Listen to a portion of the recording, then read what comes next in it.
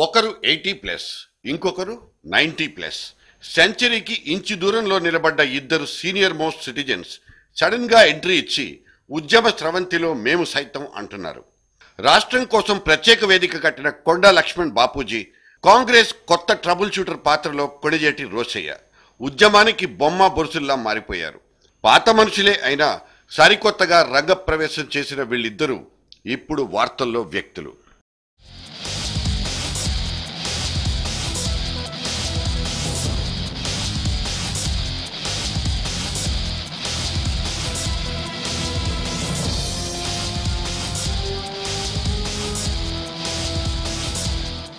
గులాబీలైజేషన్ రాష్ట్రంలోని గులాబీయేతర పార్టీలన్నింటికీ నచ్చని పదం ఇదొక్కటే. తెలంగాణ పోరాటమంతా గులాబీలైజేషన్ అయిపోతోందని, తెరాస పోషిస్తున్న పెద్దన్న పాత్ర తమకు రుచించడం లేదని పార్టీలు గగ్గోలు పెట్టడం కొత్త కాకపోయినా, నిన్న హైదరాబాద్ తిలక్ నగర్లో కనిపించిన ఒక రౌండ్ టేబుల్ ఆ వేదన నుంచే పుట్టినట్లే కనిపించింది. కొన్ని పేపర్లు దాన్ని వేరుకుంపటనే సాహసం చేయలేక కొత్త వేదికను రాసుకున్నాయి. 95 ఏళ్ల అత్యంత పెద్ద మనిషి, స్వాతంత్ర సమరయోధుడు కొండా లక్ష్మణ్ బాపూజీ అధ్యక్షత వహించే ఈ తాజా సమన్వయ కమిటీ ఏకైక లక్ష్యం కూడా తెలంగాణ సాధనే. ప్రత్యేక రాష్ట్ర ఏర్పాటును కాంక్షించే గొంతులన్నీ ఇక్కడ కోరస్ ఇచ్చే వీలుంది. పెద్దయినా కూడా 97 ఏళ్ల తర్వాత కూడా తాను ఉద్యమంలోకి వచ్చాడు. ఆ 97 ఏళ్ల తర్వాత కూడా ఉద్యమంలోకి వచ్చిన ఆ సంఘాన్ని కూడా స్వాగతిస్తూ ఉద్యమాలలో భాగస్థులం అవుతాం. ఉద్యమాలు జరిగినప్పుడు మేము తోడుగా ఉంటాం. ఉద్యమాలలో భాగస్థం అవుదాం, తెలంగాణ సాధిద్దాం. March separately, strike centrally. మనంగా మార్చ్ అవుదాం, కానీ మనం శత్రుతో కొట్లాడేటప్పుడు ఈ విధంగా ఏకమవుదాం. అయితే ఇటువంటి బృందగాన కచేరీలు ఇంతకు ముందు కనీసం 10-12 జరిగినట్లు గుర్తుంది. కేసీఆర్తో విభేదించి బయటకొచ్చిన దిలీప్ కుమార్తో మొదలు పెడితే ప్రజాగాయకుడు గద్దర్, విప్లవ నాయకి విమలక్క, జేఏసీ లీడర్ కోదండరాం దాకా అందరూ తమవైన కమిటీలు నిర్మించుకుని ఆల్ ఆర్ వెల్కమ్ అంటూ స్వాగత బోర్డులు కట్టేసుకునే వాళ్లే.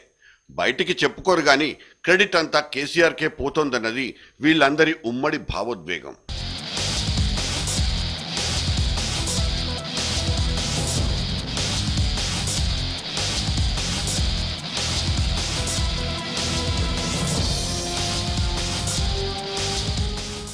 గులాబీ ముళ్ళు గుచ్చుకొని గాయపడ్డ పార్టీలు, మనుషులు ఉనికిని కాపాడుకునే ప్రయత్నంలోనే ఈ విధంగా విడివిడి వేదికల మీద పోరాటానికి దిగుతున్నారన్నవి ఆ తర్వాత వచ్చిన అపవాదులు. ఎవరికి వారు వేర్వేరు కార్యాచరణలతో ముందుకు సాగినా ఆ తర్వాత కోదండరాం తప్పితే మిగతా ఏ వేదిక విజయవంతమైన దాఖలాలు లేవు. వాదం బలపడ్డానికి, సెంటిమెంటులో జీవం తగ్గకుండా ఉండడానికి ఈ కమిటీలన్నీ శక్తినంతా కూడదీసుకుని కష్టపడుతున్నాయి.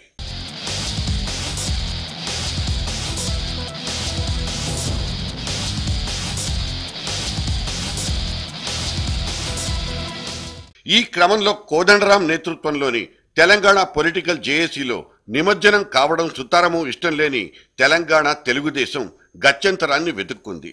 ఆ ప్రయత్న ఫలితమే కొండా లక్ష్మణ్ బాపూజీ నేతృత్వంలో అంకురం తొడిగిన ఈ వేదిక.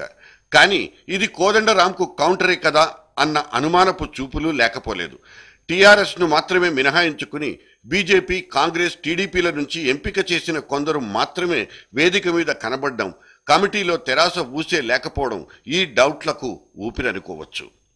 తెరాస పోషిస్తున్న పెద్దన్న పాత్ర నచ్చకనే ఈ ప్రయత్నం చేసి ఉంటే సెంటిమెంట్ చీలిక ఏర్పడినట్లేనన్నది తెలంగాణ వాదుల ఆందోళన. ఒకటే లక్ష్యంతో జరిగే పోరాటంలో ఒకరితో ఒకరికి పొసగకపోతే అనర్థాలు పుట్టుకొచ్చే ప్రమాదం ఉందన్నది నిజమైన సెంటిమెంట్ దారుల భయం. పదవుల్ని, జెండాల్ని పక్కన పెట్టి ఒకే జెండా, ఒకే ఎజెండాగా ముందుకెళ్లాలన్న బాపూజీ మాటను ఎంతమంది గౌరవిస్తారన్నది అనుమానాస్పదం. కొండా చెబితే జెండా వదిలేస్తానన్న ఎర్రబల్లి ఆ ముహూర్తం ఎప్పుడన్నది మాత్రం చెప్పలేకపోతున్నారు. కొండా లక్ష్మణ్ బాపూజీ గారు ఏం చెప్తుంది, కొండా లక్ష్మణ్ బాపూజీ గారు ఏం చెప్తారు చేస్తాం. మీరు రాజీనామా చేయమంటే రాజీనామా చేస్తాం, లేకపోతే ఇండిపెండెంట్ జేఏసీ తరఫున నిలబడతాం, పార్టీలు పక్కన పెట్టి రమ్మన్నా వస్తాం, జెండాలు పక్కన పెట్టి రమ్మన్నా వస్తాం. మీకు అంతకంటే ఏం కావాలి? ఉద్యమానిది ఇప్పుడు చావో రేవో స్టేజిలో ఉంది. ఇవాళ రేపో క్లైమాక్స్ తప్పదన్న స్థాయిలో అంచనాలు కనిపిస్తున్నాయి. ఢిల్లీలో కూడా రావాల్సిన కదలిక వచ్చేసిందన్న సూచనలు ఉన్నాయి. మరి ఈ కీలక నిమిషంలో టెంకాయ కొట్టుకుని రంగప్రవేశం చేసిన ఈ వేదిక సాధించబోయేదేమిటన్నది అంతుబట్టని ప్రశ్న. లక్ష్మణ్ బాపూజీ చేరికతో వేదికకు పెద్దరికం వచ్చినా చిన్న చిన్న సమస్యల్ని పరిష్కరించుకున్న తర్వాతే కొండా కమిటీ తేరుకోగలిగేది. కోదండరాం కార్యాచరణతో పోటీ పడేంత పటుత్వం ఈ కొత్త కమిటీ సాధించగలగాలి. ఒక ఉద్యమంలో రెండు ప్రధాన ఐక్య వేదికలు ఉండటం కొత్త అయోమయానికి దారితీయడమేనన్నది సిసలైన ఆందోళన.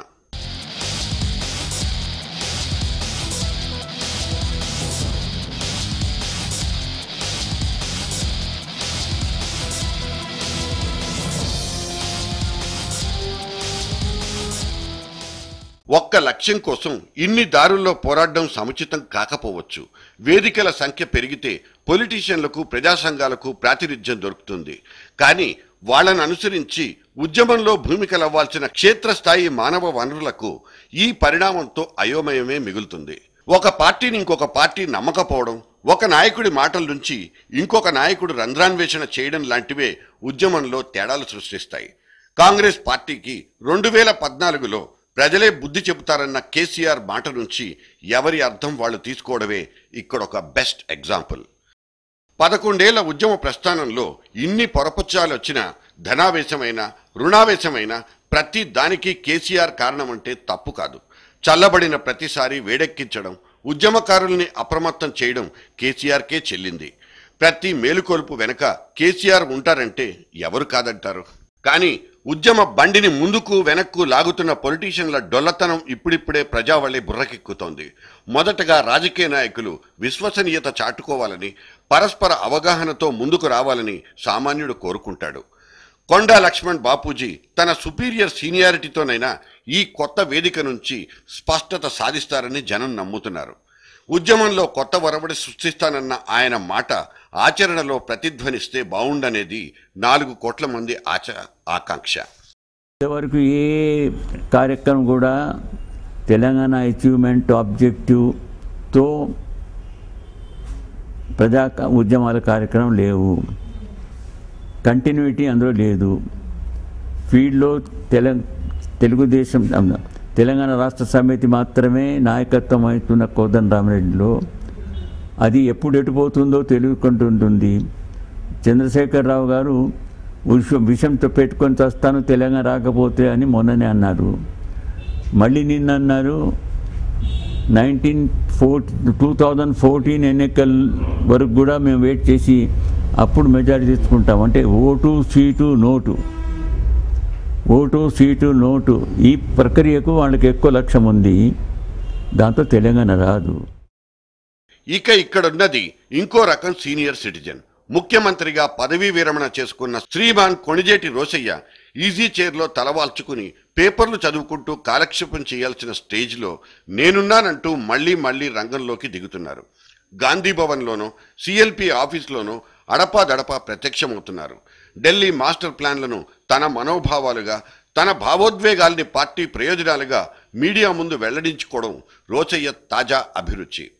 తెలంగాణ మీద తీర్మానం పెడితే వీగిపోతుందని తన 6th సెన్స్ పసిగట్టిందని, అందుకే ఢిల్లీ పెద్దల దగ్గర చేతులు ఎత్తేశానంటూ రోశయ్య సీరియస్గా చెప్పిన ఆ మాట పార్టీలో ఇటువైపు మంట పెట్టేసింది. ఈ ప్రపోజల్ వచ్చినప్పుడు నాకున్నటువంటి అభిప్రాయాన్ని కుండబద్దలు వేసినట్టుగా చెప్పాను. ఇది పార్టీల పరిస్థితి దాటిపోయింది. రీజనల్ సెంటిమెంట్స్ బాగా డెవలప్ అయినాయి. నేను ఒకవేళ తీర్మానాన్ని ప్రవేశపెడితే 100 మంది అనుకూలంగా పార్టీలకు అతీతంగా దాన్ని సపోర్ట్ చేయొచ్చు. అదే సమయంలో 200 మందో 150 మందో అపోజ్ చేస్తారు. నేను ఈ తీర్మానాన్ని ఎలా శాసనసభలో పాస్ చేయించగలుగుతాను? ఇది నాకు సాధ్యం కాదు అని ఆమె గారికి చెప్పాను.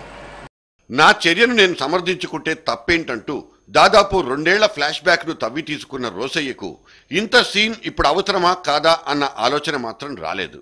ఈ విధంగా బయటపడితే తెలంగాణ వ్యతిరేకి అంటూ తన మీద కొత్త ముద్ర పడుతుందని ఆయన మెదడు ఆయనకు చెప్పినట్టు లేదు. ఫలితం స్వపక్షం నుంచే తప్పని శాపనార్థాలు. 9 నాడు 7 నాటి కార్యక్రమాలు, మినిట్స్, వీడియో క్లిప్పింగ్తో సహా అన్నీ తీసుకొని ఢిల్లీ వెళ్ళి హైకమాండ్ ముందు, ప్రభుత్వం ముందు, యూపీఏ ముందు పెట్టినాడు. వాటిని పెట్టిన తర్వాతనే రాష్ట్రంలో ఉన్నటువంటి రాజకీయ పార్టీలన్నీ కూడా దాదాపుగా ఏకాభిప్రాయానికి తెలంగాణకు అనుకూలంగా వచ్చినాయి కాబట్టి ఆ ప్రకటన జారీ చేసినట్టుగా చిదంబరం గారు పలు సందర్భాల్లో పార్లమెంట్లో నిన్న కూడా చెప్పినారు.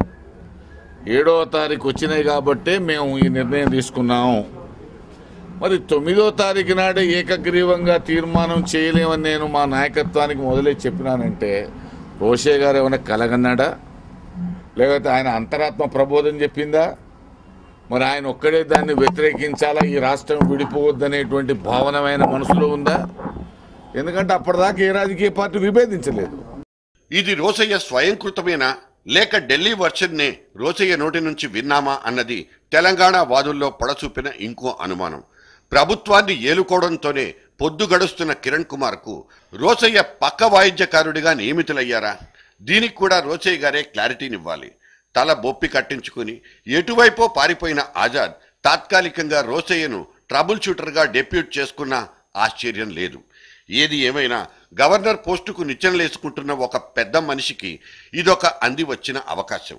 సమస్యను సమస్యగానే ఉంచడం, డ్రామాను కంటిన్యూ చేయడం అనేది కాంగ్రెస్ డ్రామా అయితే అందులో చిన్న పాత్ర పోషించడం రోసయ్య గారి తప్పెలా అవుతుంది?